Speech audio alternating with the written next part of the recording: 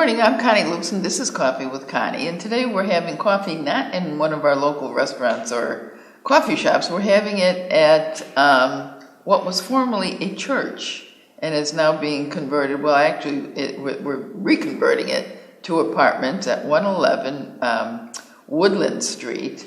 And I'm talking and having coffee today with Russ Hames. Good morning, Russ. How are you? Good morning. Nice to see you, Connie. And Russ has been developing properties, historic properties, in Worcester for the past 20 years or longer? 24 years 24 years and counting. And a lot of the properties are in the Main South area. He's got several right now, what, 7 or 8 that 20. You're looking, 20? That 20 in Main South? That I own? Or well, that you're working on. Right now, we're looking for the next projects. This is the last one to be completed. All the rest have been done. Okay, so you're completing the rehab of what was formerly a church at 111 Woodland. Right. And how many units does it have in 12. it? 12 units. You're like 90% finished. Yes. I was waiting for it. I had driven by this building on Hollywood Street now for years. I never noticed it. It was like receding in the back. And why didn't I ever notice it? You weren't looking for the things that I look for. Yeah, which are? I notice it every day, and it drove me nuts. Yeah. That this beautiful landmark property was just being weathered and rotting and being neglected for so many years, and I just look at it and visualize the potential. I didn't even remember the color. What color was it? Weathered. Weathered. You couldn't tell the original paint. Okay, it was overgrown in the front. Everywhere, and and a lot of rotted wood around the outside because they had no gutters on the property. Oh. I have a special copper gutter being placed around this round section that's going to be there forever. Copper? Copper. All right, so if anybody wants to steal it, they have to go up 3 stories. Luckily we'll have security cameras on the house. Oh, later, I see. So. Good. All right. So this is your current project.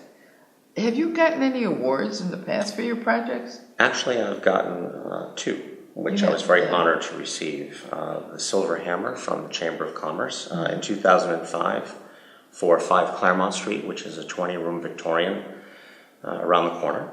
Beautiful property. And for 251 Salisbury Street in 2011.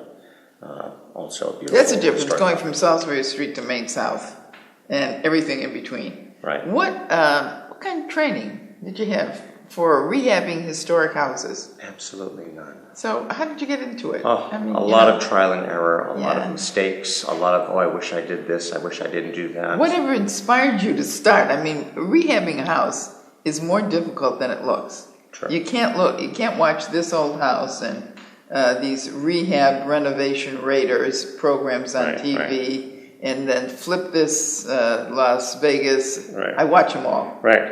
So do I. Yeah, you do. They're comical. Are they sort of deceptive? For many people they are, because they make it look so simple. And when they give you at the end the simple math of the profit they're making. Oh yeah. That's so. I'm an attorney who handles real estate deals. I look at those numbers and I say, they forgot to deduct 1, 2, 3, and 4 when they look at the profit. Right. I wish they did a 6 months later, they're still holding the house and it's been reduced to 100,000, things like that. But no, they make it look easy and enticing to the novice who wants to get involved. It looks very glamorous. It is not. Anyone who's delved into it or has done it for a career will tell you it's very difficult. And often it's not just the property, but it's a financial. There are financial pitfalls. Many people fall short on their budget and then they don't have enough funds. Do you have to expect your budget to be increased by 10 to 20% just as a matter of... Absolutely. Really? Absolutely. So as a matter of routine, the number you think you're going in with is probably not the correct number. Round it up. What's more likely to drive the number up? Unforeseen problems that you uncover during the process. Or when you're looking at a deteriorated or sort of a property that is in need of a lot of help because it's very distressed, certain things don't appear bad or that they should be replaced. You're like, I think we can get away with that. But once you redo everything else, those things become more of a standout problem. And you say, well, we might as well do that too because now it looks horrible, whereas before, relatively speaking, it was not so bad. So by myself, I don't like to cut corners. I prefer to do a complete project, do everything properly. What was the first house you did in Worcester? Historic house. I'm going to stick to historic The houses. historic house, Yeah. I believe, was 908 Main Street, a beautiful six-family, adjacent to Fantastic Pizza and the radio station. It's a beautiful yellow six-family with beautiful black wrought iron fencing and landscaping. How long ago was that? About 10 years ago. Okay. What problems did you have doing that you can recall? That one was difficult. We had some very beautiful stained glass on the left side of the building that you can't see from the street, but when you enter the apartments, they're gorgeous because the sun comes through that way. Is modifying and retaining the quality of those, putting plexiglass on the outside so the weather wouldn't deteriorate. See, I would think you put plexiglass on the outside to prevent them from being stolen. Well, they're second floors and a very high first floor, right. so and that's also the nice fencing in the front sort of keeps just people from straggling over. And lighting at night keeps people from walking in the dark. So you're very careful about security.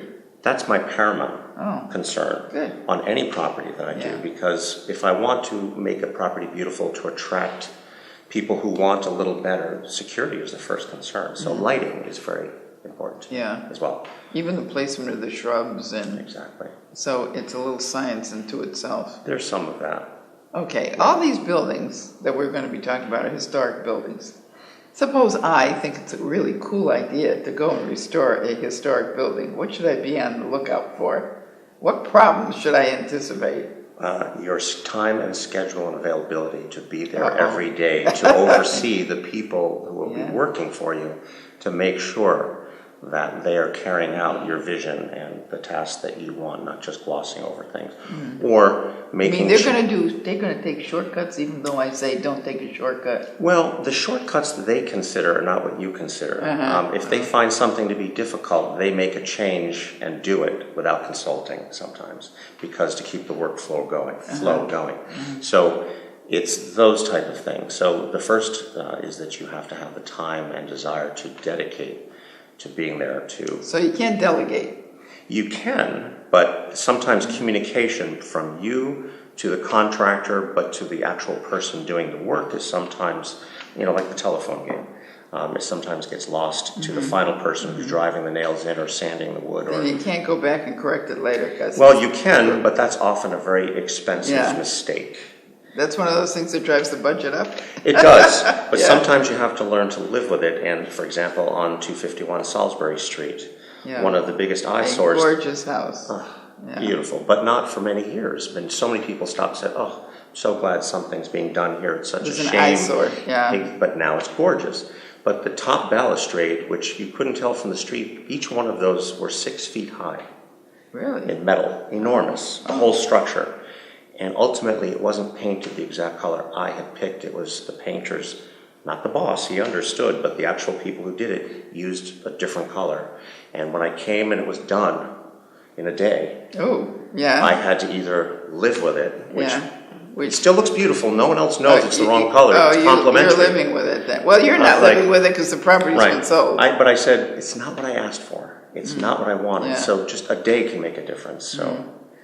It's because the historic. I have an eye for detail, so I'm very specific. I noticed that there's stained glass in this room that we're in. Yes. Nice blocks of stained glass above all the windows.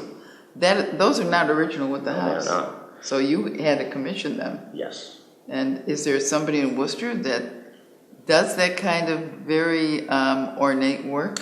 Absolutely. There are different styles of stained glass. This was more with copper. There are others that work with lead. This is a more delicate design and a small piece that I thought was more conducive to that type of craftsmanship. And if you look hard enough, and over the years I've just garnered resources for all the little particular things to take care of things like this. But this area probably once had stained glass that may have been removed when it was originally developed 30 years ago, because those transom windows in a church typically had that. So if I were interested in getting some help on a house, could I call you?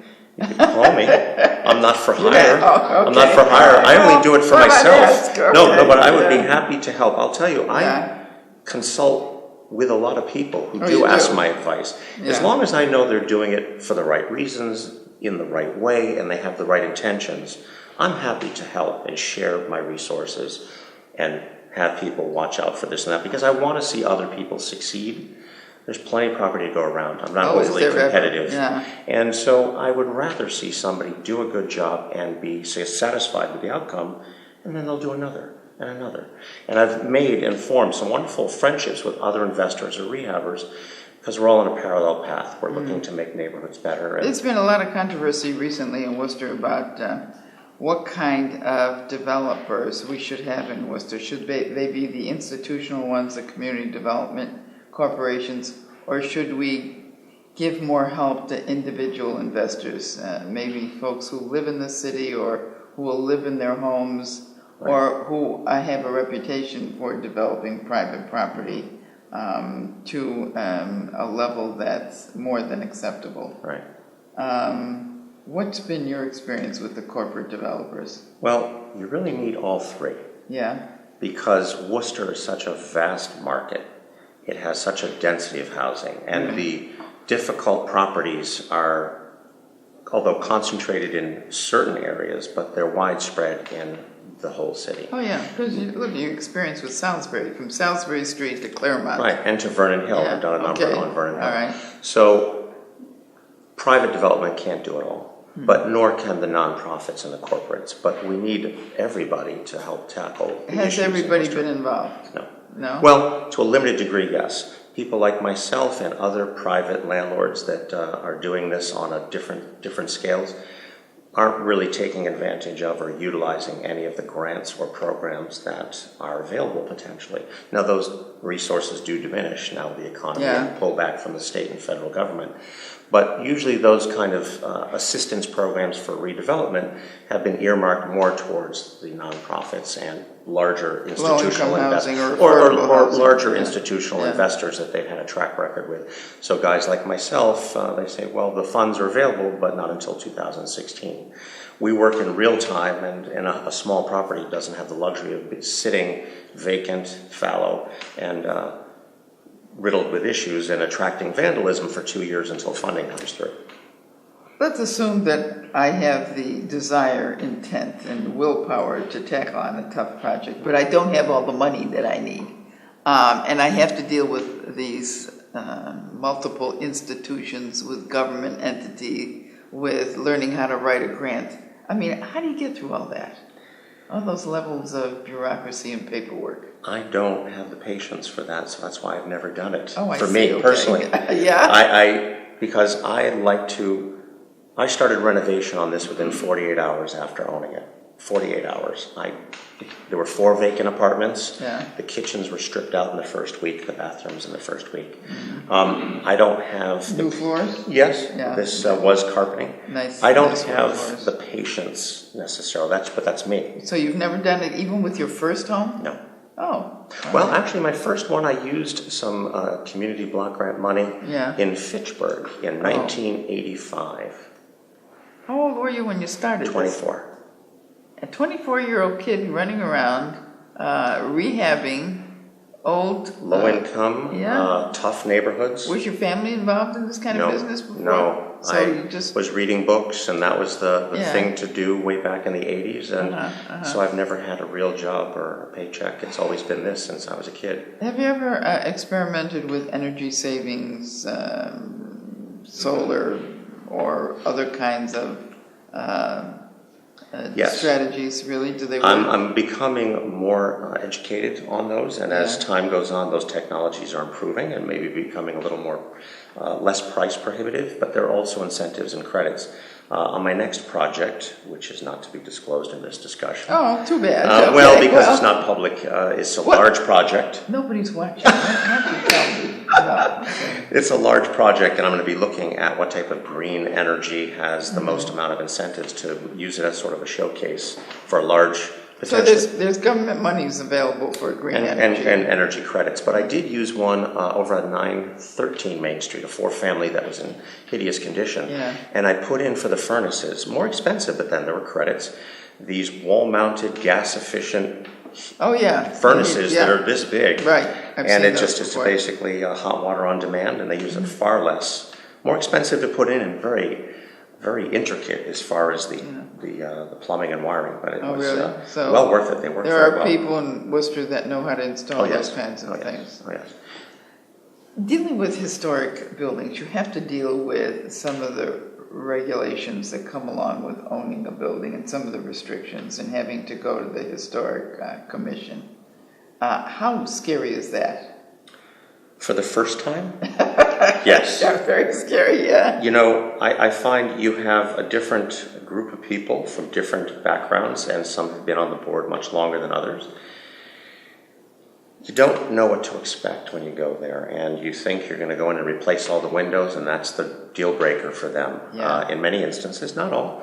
But what I have found in all the areas of Worcester, whether it be the code department, building department, city hall, or the zoning board, or the historic commission, they're all reasonable people, and if you have a reasonable proposal based on the circumstances, it's something that you can usually walk away. Doesn't that somewhat delay a satisfied. project, though? You have to go Not through all those unnecessarily layers so. of bureaucracy, no? It only delays it a month or two. Really? But they don't have jurisdiction on the interior of the building. So while you're discussing and negotiating the exterior with the historical, you're renovating the inside. So it's not stopping Well, you a have the project. code department inspectors wandering in and out. Right. Yeah. Right.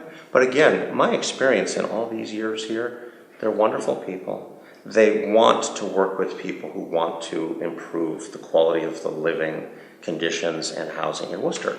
Mm-hmm. So they're very reasonable people that as long as you're not trying to cut the corners, you're not trying to get away with certain things that shouldn't be, and you do what you promise, and that's my pet peeve for anything, whether it's people that work for me or what I do, is if I say I'm going to do something, I do it, but I usually exceed expectations. Mm-hmm. And so with each project that is successful, and this also relates to the Historic Commission, I show them I said, do you remember this ugly duckling you approved last time? Well, now here's what it looks like.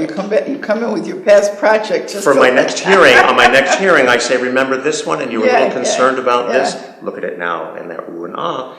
So each... Do they actually go to the site and look at it? Yes, they do. They do, okay. Before the hearing. All right. Yes, they're very good about that, because they all ask poignant questions that make me realize that yes, they did look at the house because they asked something specific about the side or the corner. So what are you going to do? They don't tell you they're coming?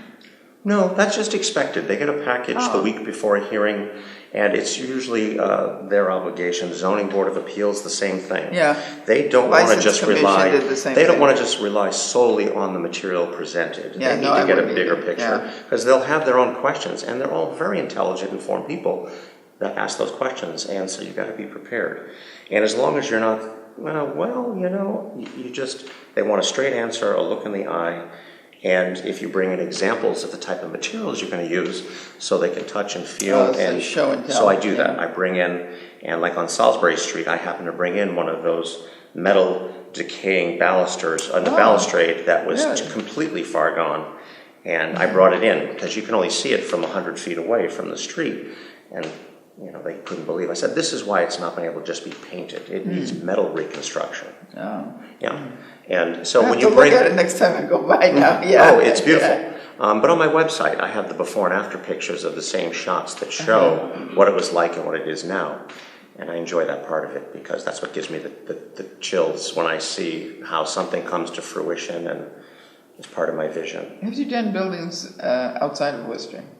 Fitchburg, Leominster, Gardner. Yeah. But I decided to just focus. There's enough here.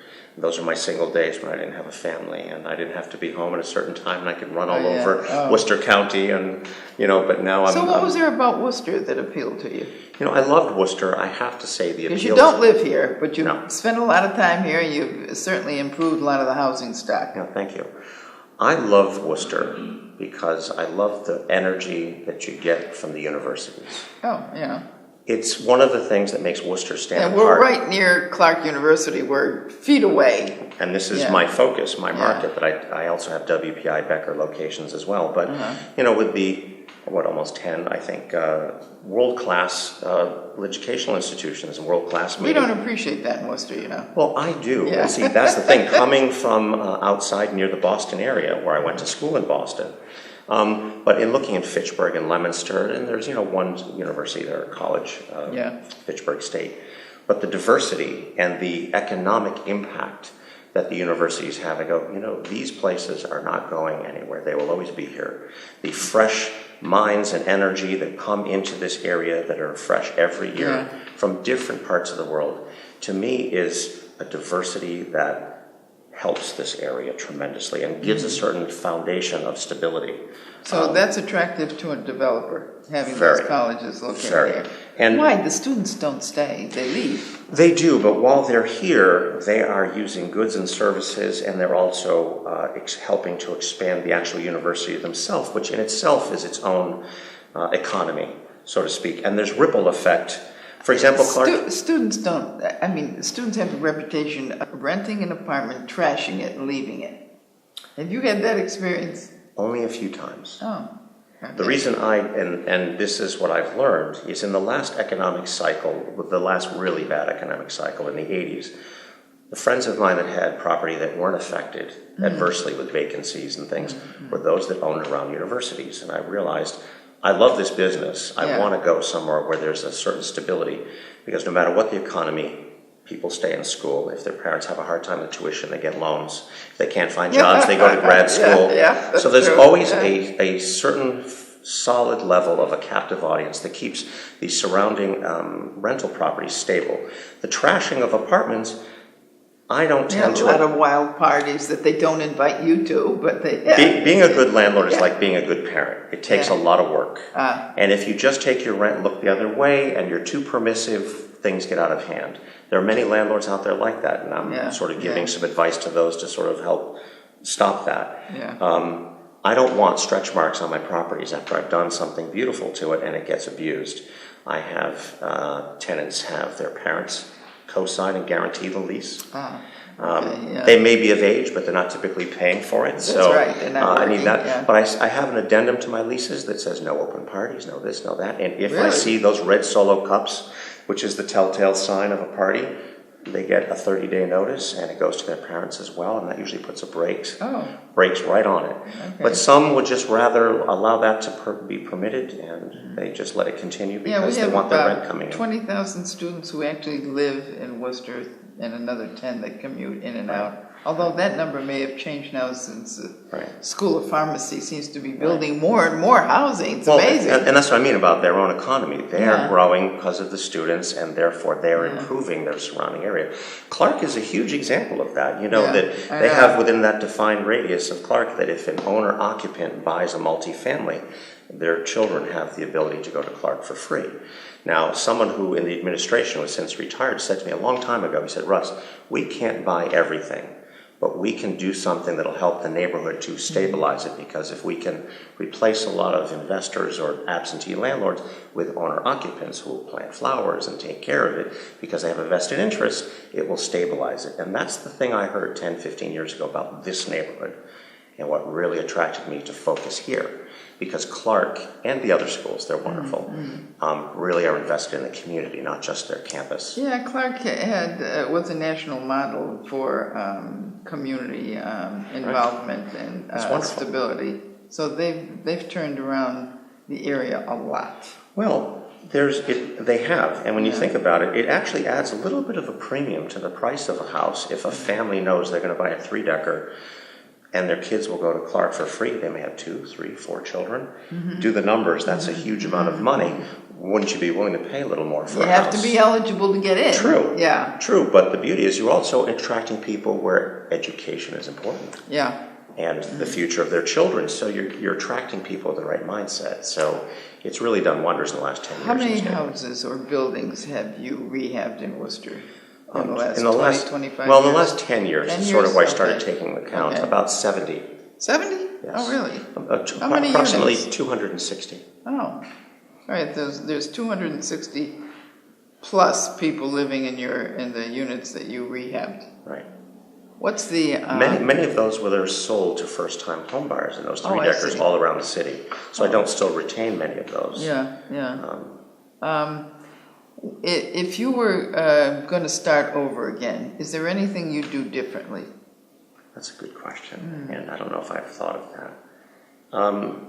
I probably wouldn't change areas because I still feel heavily committed to where Worcester is going as far as future, but I might not buy certain types of properties. I might. Like what? Well, I'm curious. I wouldn't have purchased properties that didn't have any ability to put in parking. In the early years. I find even if it doesn't have a driveway but has room to bulldoze in a driveway, still leaving some green space, I don't like fully paved properties, and I think you need a balance. I detest landlords who pave their front yards. I agree. We should have some zoning prohibition. I agree. So far. And certain things like that, I would, and probably have upgraded some of the earlier properties more. I would have been able to attract people who appreciate better. Sometimes I just did them to make them, child-proof, and so take all the bumps and scratches, and I would have done them a little bit more nicely, a little bit of a higher quality, because now I have fewer management headaches, because the natural selection of the people that are attracted to my properties want the curb appeal, want the little extras that I include and try and appeal to, and so I get people who aren't the parties. And I tell people flat out, this isn't your type of house if you want to have parties and beat the place up.